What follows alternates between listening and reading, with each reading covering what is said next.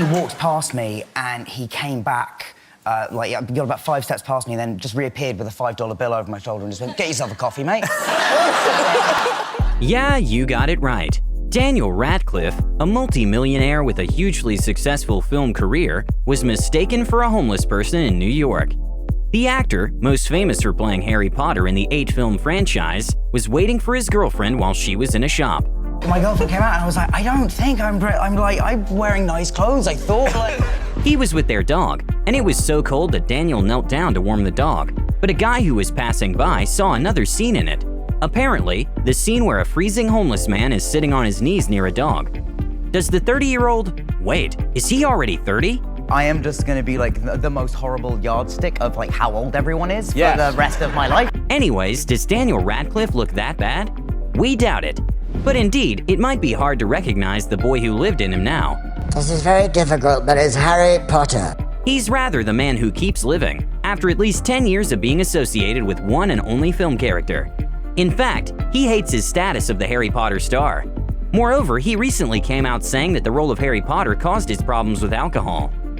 You've probably heard it already. That stereotype of that kind of child actor. But we still have some things to surprise you with.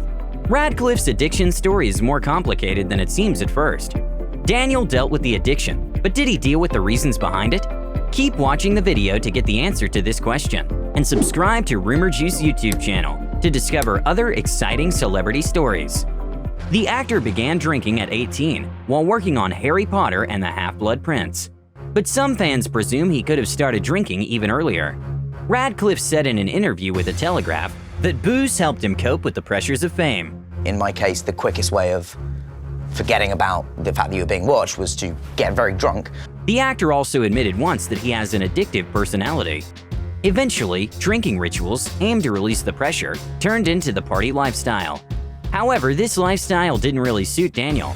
He blacked out nearly every time he got drunk. In other words, he was suffering from dreadful hangovers more than having fun. While still working on the last Harry Potter films, he had a bad habit of appearing on the set drunk from the night before. That was never something that was obviously on set. Yeah, I think it's, you know, I've been out with him on many occasions and I've never seen him, you know, in a damaging state at all. Here's how Radcliffe commented on that. "I can point to many scenes where I'm just gone, dead behind the eyes." In his early 20s, Daniel became a recluse who would only drink at home.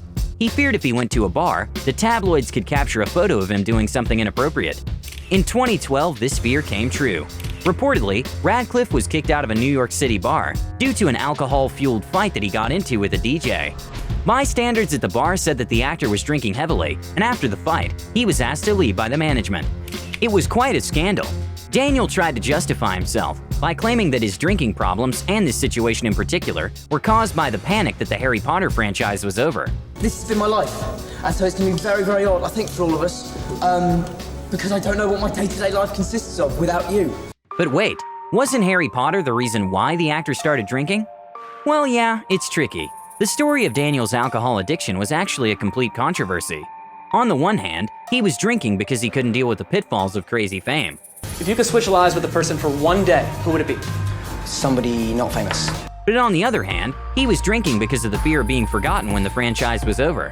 When I was a kid, I wanted to be a hero. But instead, I grew up to be a nobody. At the time, when the bar accident occurred, Daniel simply didn't know what to do after his time as Harry Potter wrapped up. He also explained the pressure he felt while appearing on BBC Radio.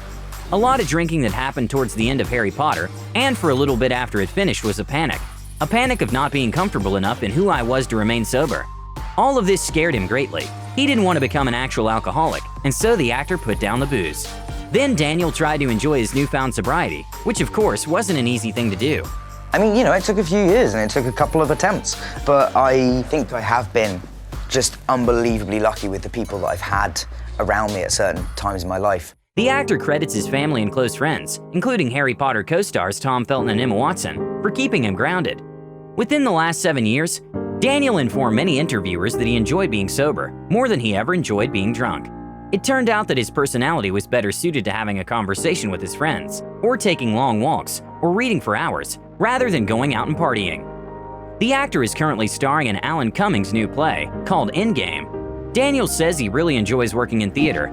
It's hard work and gives me a lot of confidence to know that I'm not entirely the product of editors and producers, and that I can do it on my own and exist outside of that. Besides, Radcliffe continues to move far away from Hogwarts with a true-life prison drama, Escape from Pretoria. Radcliffe spoke to Variety about this film and confirmed that he won't be reprising his role as Harry Potter anytime soon.